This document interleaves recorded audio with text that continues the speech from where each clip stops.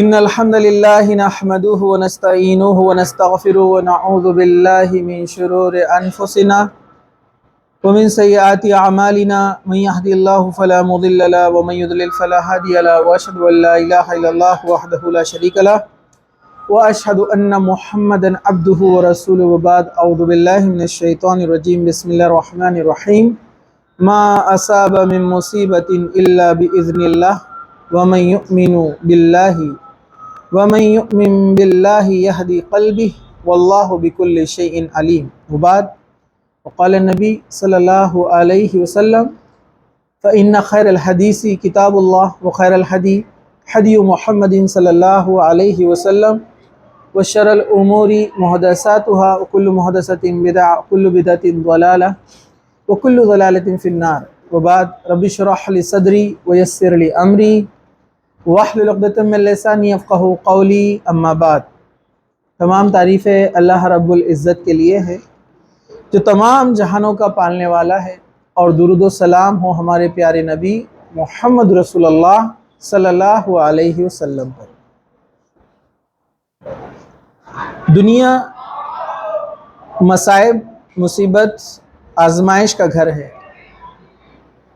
اس بات سے ہم سب واقف ہیں کہ اللہ تعالیٰ نے اس دنیا میں ہم کو بھیجا ہے ایک مخصوص اور ایک مقررہ وقت تک۔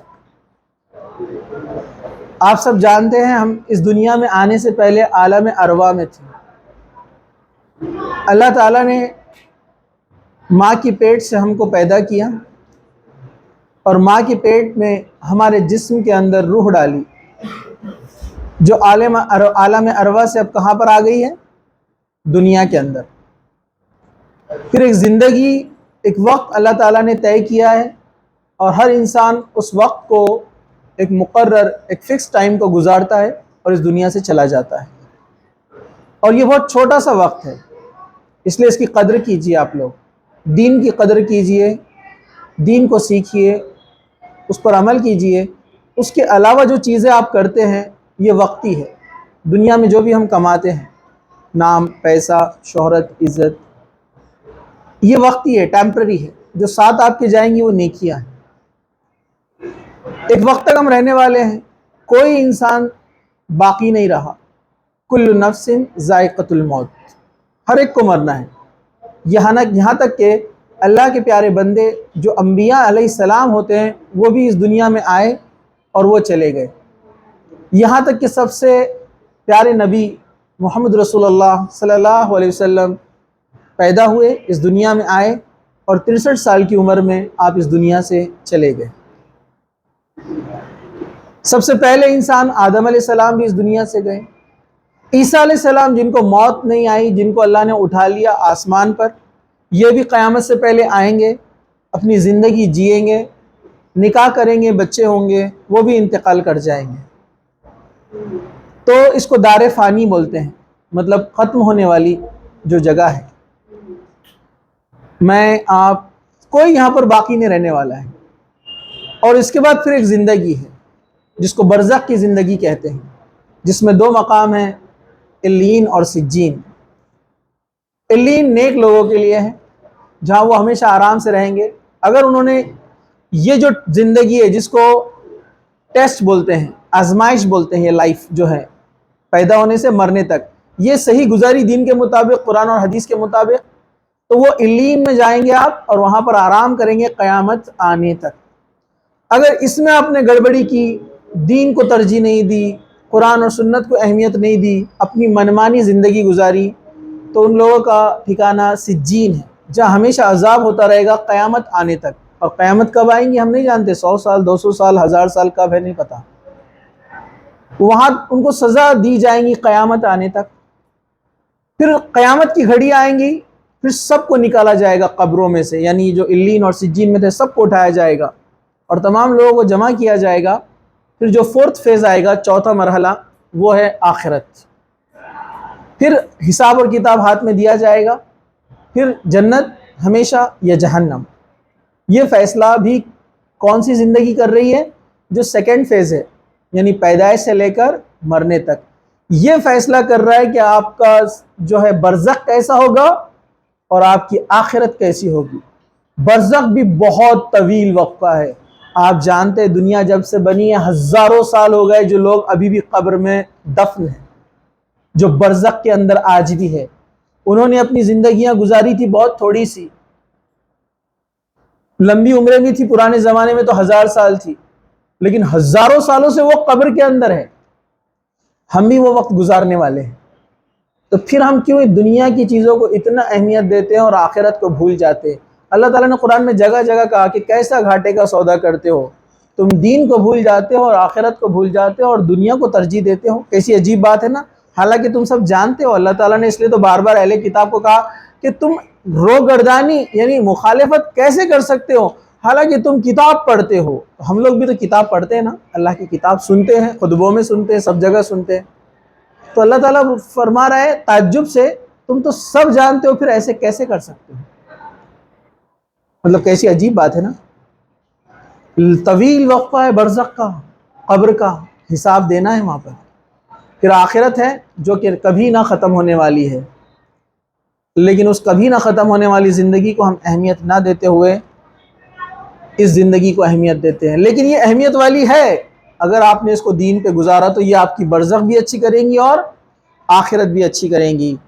اب دنیا میں انسان آیا تو پریشان ہوتا ہے، لوگ بولتے ہیں ارے نہیں میں بڑا غم میں ہوں، میں بڑا دکھ میں ہوں، میری پریشانی بہت زیادہ ہے، اللہ نے میرے ساتھ ایسا کیوں کیا، شکایتیں بھی کرتے ہیں، کچھ لوگ صبر کرتے ہیں۔ دنیا میں الگ الگ قسم کے لوگ ہیں اور غم بھی الگ الگ ہیں۔ کچھ غم لوگوں کے ایمان کو بڑھاتے ہیں، جیسے انبیاءوں کا غم، نبیوں کو غم یہ ہوتا تھا کہ وہ لوگوں کی ہدایت کے لیے آئے ہیں اور لوگ بات نہیں مان رہے تو ان کو غم ہوتا تھا، تو اللہ تعالیٰ پھر ان کو تسلی دیتا تھا کہ آپ کا کام صرف پہنچانا ہے، آپ ٹینشن نہ لو ان کے لیے، آپ صرف صبر کرو، ان کو بات پہنچاتے رہو، ہدایت دینا ہمارا کام ہے۔ اللہ کے رسول صلی اللہ علیہ وسلم راتوں میں جاگتے، روتے، دعا کرتے امت کے لیے، قوم کے لیے، تو یہ انبیاء کا غم ہوتا تھا۔ ان کا غم الگ ہے، لوگوں کی بھلائی کے لیے۔ دنیا میں بہت سارے غم ہیں، جیسے کسی کو غم ہے کہ اس کو کچھ نعمت نہیں دی گئی ہے، معذور ہے ہاتھ پیر سے، آنکھ سے، کان سے، سنائی نہیں دیتا، دکھائی نہیں دیتا، یا ہاتھ پیر نہیں ہے، الگ الگ جو اللہ تعالیٰ نے آزمائشیں دی اس کو الگ غم ہے۔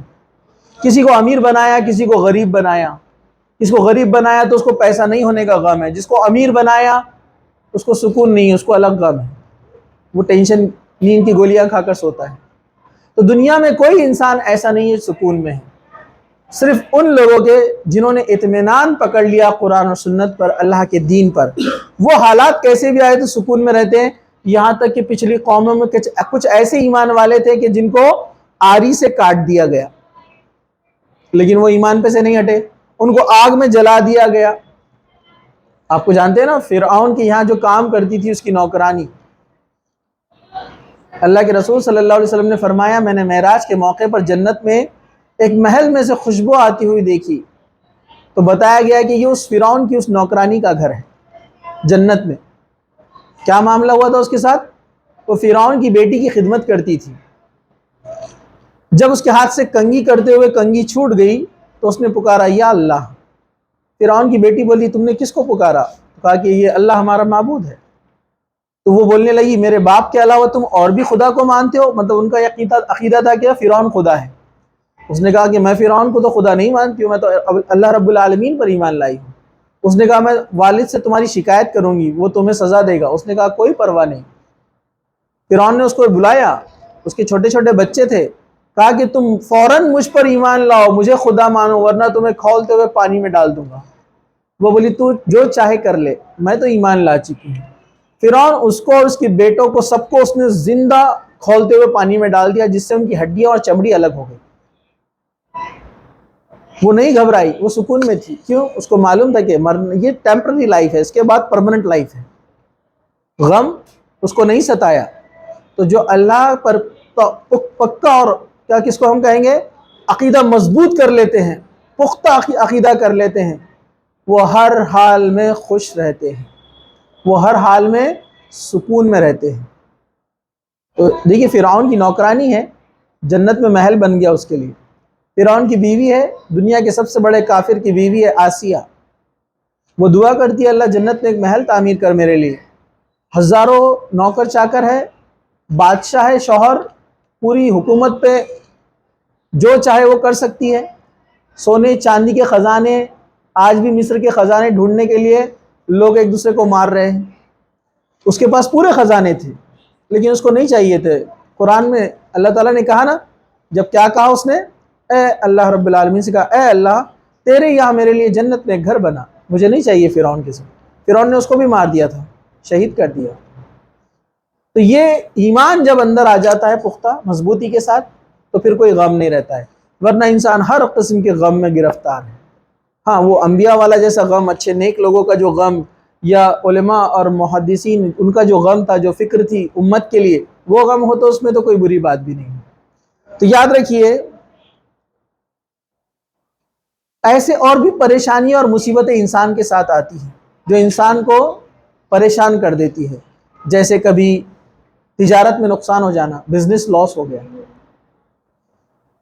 نوکری چلی جانا، ایگزامز میں ناکامیابی ہونا، بیماری مسلسل جاری رہنا، گھر میں پھر دوسرے مسائل، لڑائی جھگڑا وغیرہ، پھر جو ہے قومی سطح پر، یعنی ملک کے سطح پر اگر دیکھیں تو مظالم، ظلم، پریشانیاں، پارشلٹی، دیگر بہت ساری پریشانیاں اور مشکلات ہر انسان فیس کر رہا ہے دنیا میں، کوئی بھی اس سے خالی نہیں ہے۔ لیکن ایسے حالات میں ہم کیسے سکون حاصل کریں، مشکلات کا حل کیسے نکالیں، ہم کیسے پریشانیوں سے نجات پائے، قرآن و سنت نے اس کی رہنمائی بہت ہی بہترین طریقے سے کی۔ اللہ تعالیٰ نے انسان کو جب بنایا، اس آزمائش کے گھر میں بھیجا، تو اس میں جو مسائل اور پریشانیاں آنے والی تھی اس سے بچنے کے لیے راستے بھی بتائے، جس میں سب سے پہلا جو راستہ ہے وہ ہے عقیدے کی اصلاح۔ انسان اپنے عقیدے کی اصلاح کرے، جس کو میں نے بہت ساری باتیں یہاں پر آپ کے سامنے بیان کر دی، کہ جس کا عقیدہ مضبوط ہوتا ہے اس کو کوئی غم نہیں ستاتا ہے۔ صحابہ پیٹ پر پتھر باندھ کر سوتے تھے لیکن وہ اللہ کے شکر گزار تھے۔ ہم خوب کھاتے پیتے ہیں، اسراف بھی کرتے ہیں، شادی خانوں میں کھانے پڑے رہتے ہیں، لیکن ہم جانے کے بعد بھی پھر شکایت کرتے ہیں کہ کھانا ایسا بنا تھا، میٹھا برابر نہیں تھا، 2 ہی قسم کے تھے اور 3 قسم کے تھے۔ تو ہم پریشانیوں میں ہیں کیونکہ ہم نے اپنے عقیدے کی اصلاح نہیں کی، ہم نے اس کو مضبوط نہیں بنایا۔ ذرا سی پریشانی آتی ہے ہم رو پڑتے ہیں، ذرا سی پریشانی آتی ہے چیخ پکار کرنا شروع کر دیتے ہیں، ہمارے ساتھ ایسا کیوں ہوا؟ تو ہمارے عقیدے کی اصلاح ہونا بہت ہی ضروری ہے۔ اللہ تعالیٰ نے فرمایا وَاللَّهُ فَضَّلَ بَعْضَكُمْ عَلَى بَعْضٍ فِي الرِّزْقِ، اللہ ہی ہے جس نے تم میں سے ایک دوسرے کو رزق میں فضیلت دے رکھی ہے۔ کسی کو امیر بنایا ہے، کسی کو غریب بنایا، یہ آزمائش ہے، ٹیسٹ ہے۔ غریب سوچتا ہے کہ امیر بہت سکون میں، اس کو نہیں پتا کہ وہ بی پی اور شوگر کی گولیاں کھاتا ہے، اس کو نہیں کھانا پڑتی۔